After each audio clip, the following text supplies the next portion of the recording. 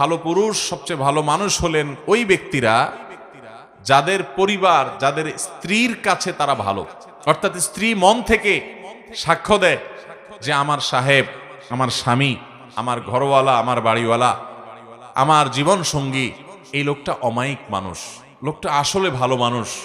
এই সার্টিফিকেট যদি কেউ তার বউয়ের কাছ থেকে পাবে বলে তার দিল সাক্ষ্য দেয়, এই মানুষটা আসলেই ভালো মানুষ, আল্লাহর কাছেও ভালো মানুষ।